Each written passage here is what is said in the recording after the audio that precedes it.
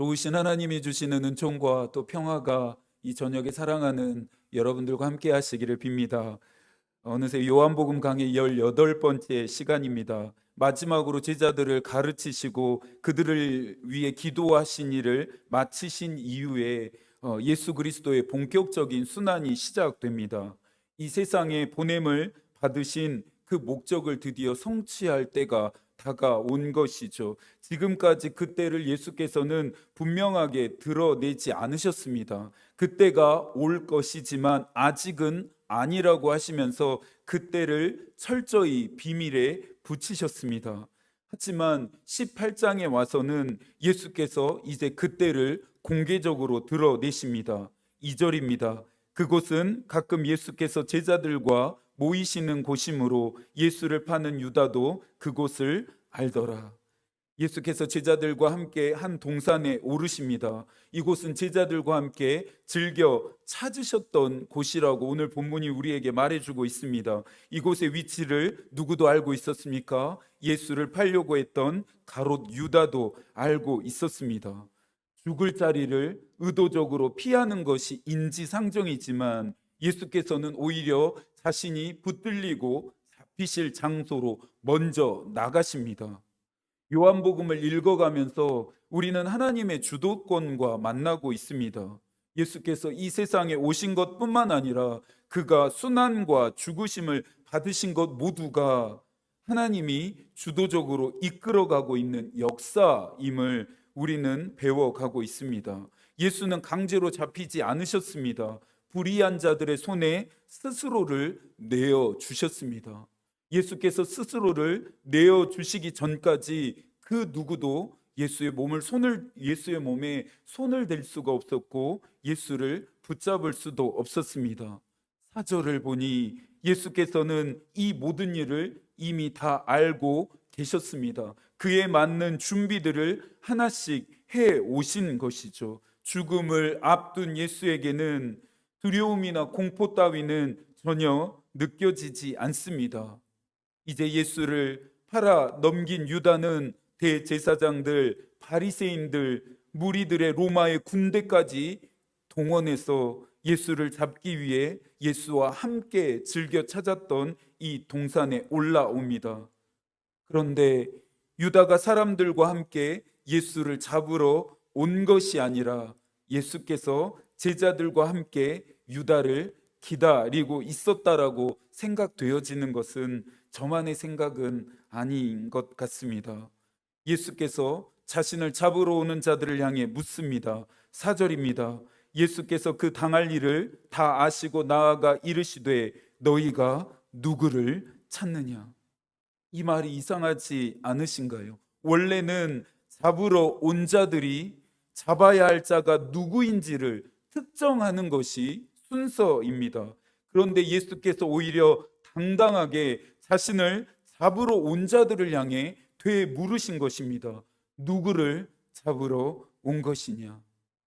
나사렛 예수를 잡으러 온 것이다라고 하는 그들의 대답 앞에 예수께서 자기가 예수임을 숨기셔도 시원찮을 판에 주도적으로 공개적으로 자신이 바로 나사렛 예수임을 밝히십니다.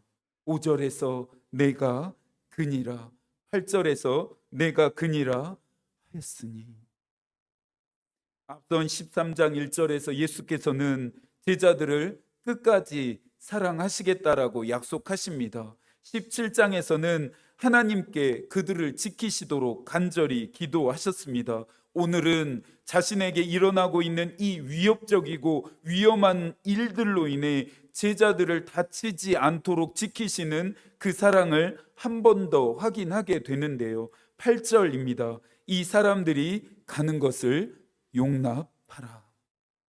그들이 잡으러 온 것은 예수만이 아니었을 것입니다. 로마 제국과 종교 지도자들에게 예수의 제자들은 범행을 모의한 공범이었습니다. 그들도 함께 붙잡힘을 당하게 될 운명이었습니다. 그런데 아직 제자들이 잡힐 때는 아니었습니다. 지금은 하늘이 정해놓은 예수의 시간이기 때문입니다. 물리적인 충돌 없이 자백하며 세포에 순순히 응하면서 예수가 걸었던 이 조건을 예수를 잡으러 온 자들이 수용하지 않을 리가 없습니다. 그분만을 잡았다는 것 자체만으로도 엄청난 성과였기 때문입니다. 12절을 보니 군대와 천부장과 유대인의 아랫사람들이 예수를 붙잡아 결박했다라고 말하고 있습니다. 예수가 잡히셨다라고 하는 표현이 무척이나 낯설게 읽혀집니다. 하나님이신 예수 그리스도께서 죽은 자를 살리신 능력을 가지신 분께서 하늘의 천군 천사를 소환할 수 있는 권세를 가지신 분께서 사람들 따위에 잡히셨음이 쉽게 긍정이 되지가 않습니다. 하지만 지금은 하나님의 때이고 하나님의 뜻이 이루어지는 순간입니다. 이것을 인간적인 혈기로 막아보려고 시도했던 베드로에게 예수께서, 아버지께서 주신 잔을 내가 마셔야 한다라고 말씀하십니다. 이 일이 반드시 이루어져야 함을 예수께서 베드로에게 말씀하신 것이죠. 잡히신 예수가 누구에게 끌려갑니까? 안나스를 거쳐 가야바에게, 그리고 최종적으로는 빌라도에게 끌려가 신문을 받습니다. 당시 대제사장은 가야바였습니다. 그런데 이상하게 예수는 가야바에게 먼저 끌려가지 않고 누구에게 먼저 끌려갑니까? 안나스에게 먼저 끌려갑니다. 이 일에 대해서는 역사적인 설명이 좀 필요한데요. 안나스는 빌라도가 유대의 총독으로 부임하기 전에 전임 총독에 의해서 대제사장 지위에서 면직되었습니다. 이때 안나스의 아들들도 제사장직을 수행하고 있었는데요. 공식적인 대제사장의 지위는 안나스의 사위였던 가야바가 올랐습니다. 사실 로마 제국에 의해서 안나스가 대제사장 지위에서 면직되기는 했지만 유대 사회 안에서는 여전히 안나스가 실제적인 영향력을 행사하고 있었음을 우리는 알 수 있습니다. 그런데 오늘 본문에서 참 이상한 점은 예수께서 본격적으로 당하시는 순환 사이에 베드로의 부인 사건이 삽입되었다라고 하는 점입니다. 15절입니다. 함께 읽어볼까요? 시몬 베드로와 또 다른 제자 한 사람이 예수를 따르니 이 제자는 대제사장과 아는 사람이라 예수와 함께 대제사장 집의 뜰에 들어가고 예수와 베드로의 모습을 교차하면서 독자들에게 무언가를 설명하려고 하는 요한의 의도인 것 같습니다. 자신의 목숨까지도 버리면서 예수를 끝까지 따르겠다라고 하는 베드로의 호기에 예수께서 뭐라고 말씀하셨는지 여러분들 생각나시죠? 요한복음 13장 38절입니다. 예수께서 대답하시되 내가 나를 위하여 내 목숨을 버리겠느냐? 내가 진실로 내게 이르노니 닭이 울기 전에 내가 3번 나를 부인하리라. 안나스와 가야바와 빌라도의 신문에 예수께서는 어떤 혐의점도 부정하지 않습니다. 혐의점이라고 그들이 말하는 것 중에 예수께서 말씀하신 것, 행한 것 중에 사실이 아닌 것, 진리가 아닌 것이 단 하나도 없기 때문입니다. 그를 신문하는 자들 역시 심증만 있었지 예수를 처벌할 직접적인 증거는 아무것도 갖고 있지 않았습니다. 이스라엘의 종교 지도자들도 예수를 자신들의 종교적인 율법으로 처벌하지 않고 로마의 사회법에 따라 처벌을 요청했던 이유 또한 예수가 죄가 없음을 그들이 알았기 때문입니다. 예수는 당당하셨습니다.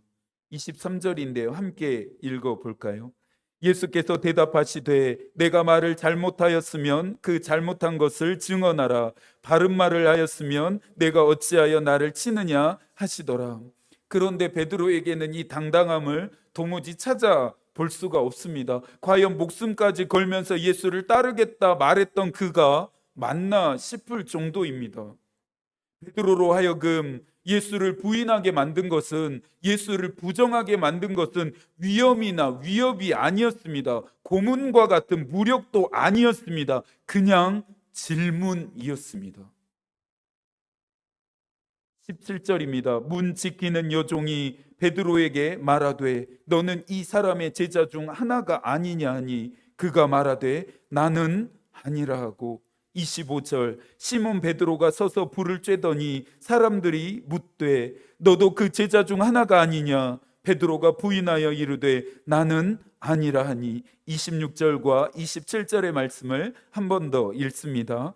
대제사장의 종 하나는 베드로에게 귀를 잘린 사람의 친척이라 이르되 내가 그 사람과 함께 동산에 있는 것을 내가 보지 아니하였느냐? 이에 베드로가 또 부인하니 곧 닭이 울더라.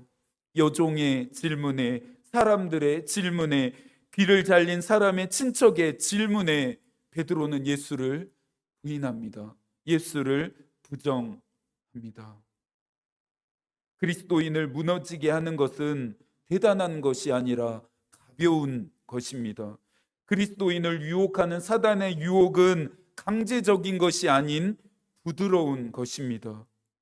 우리의 믿음을 위협하는 것은 언제나 대단하고 강제적일 거라고 생각하는 그리스도인의 약점과 허점을 세상과 사단은 집요하고 교묘하게 파고듭니다.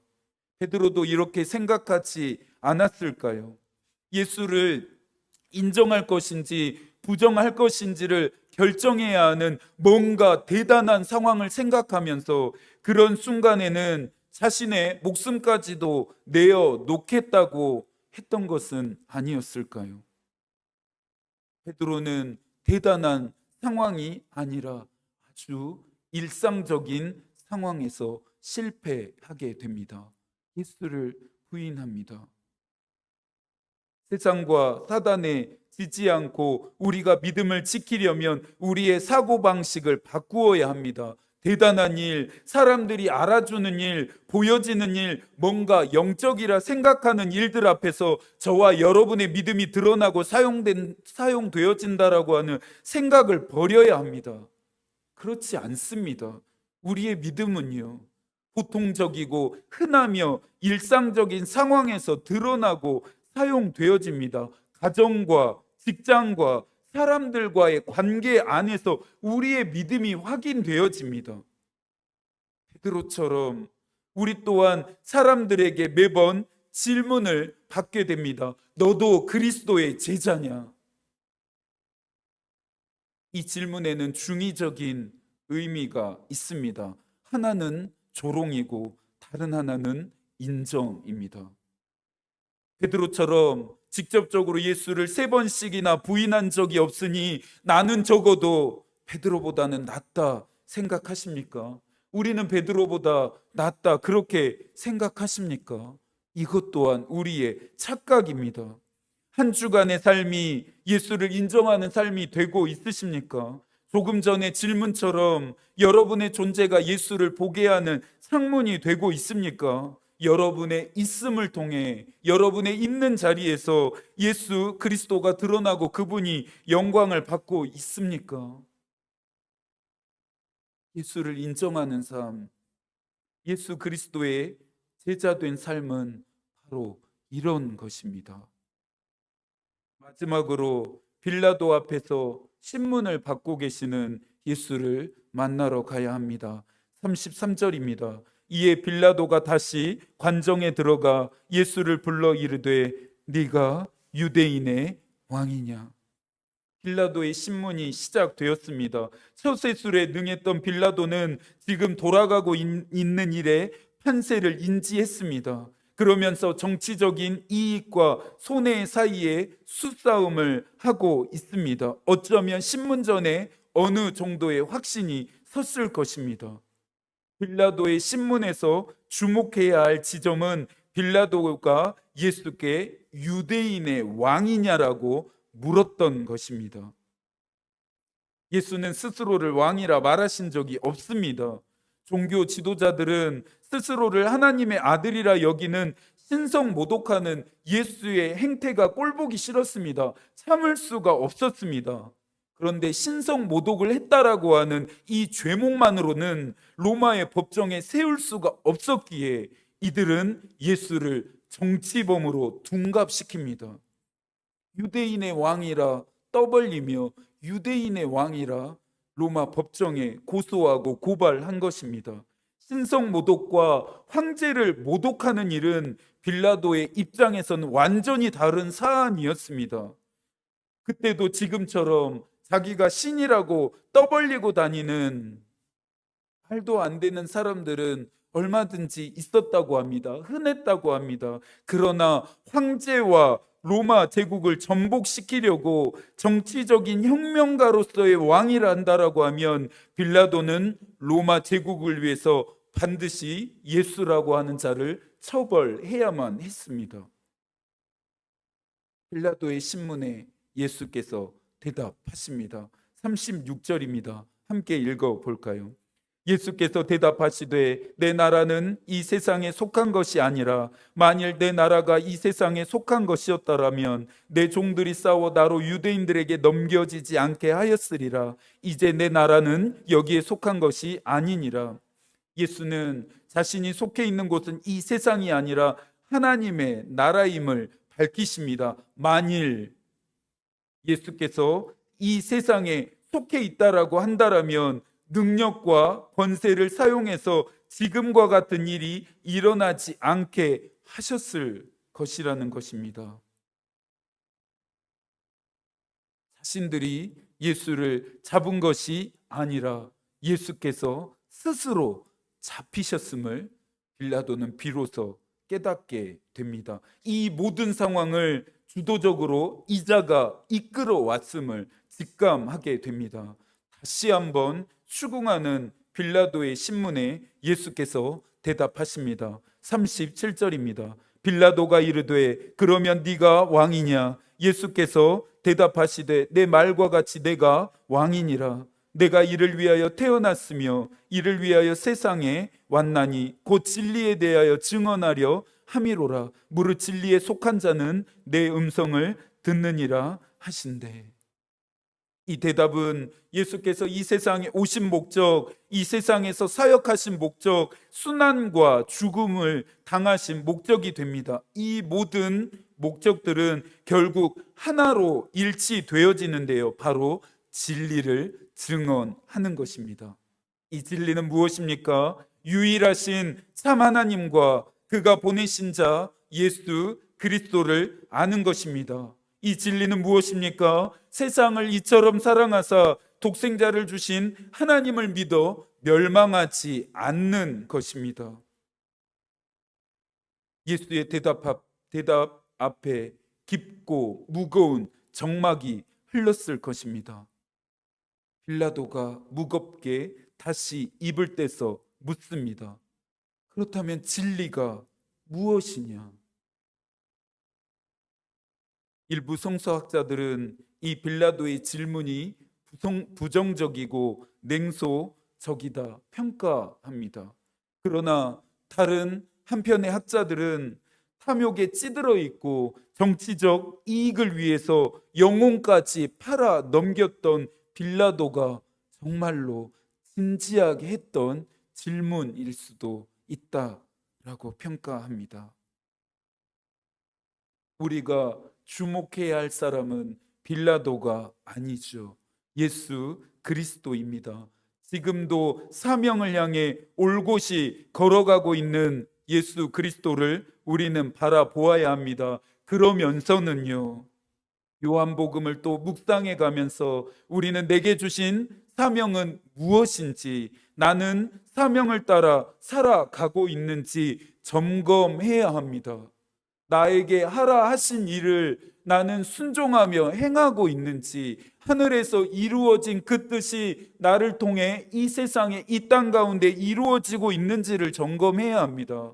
우리를 창조하신 목적, 우리를 보내신 그 목적이 우리의 삶에 성취되어져 가고 있는지를 우리는 점검해야 합니다.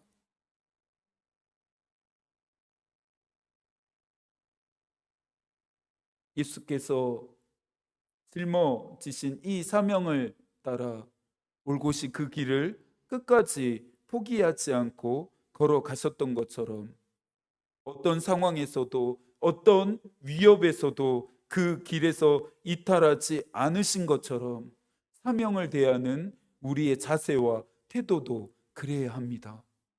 세상과 사단이 아무리 우리를 흔들어 댄다고 할지라도 문제와 어려움이 시험과 고난이 우리의 발목을 끌어 잡고 있는다 할지라도 이 사명의 길에서 우리는 이탈하지 않아야 합니다.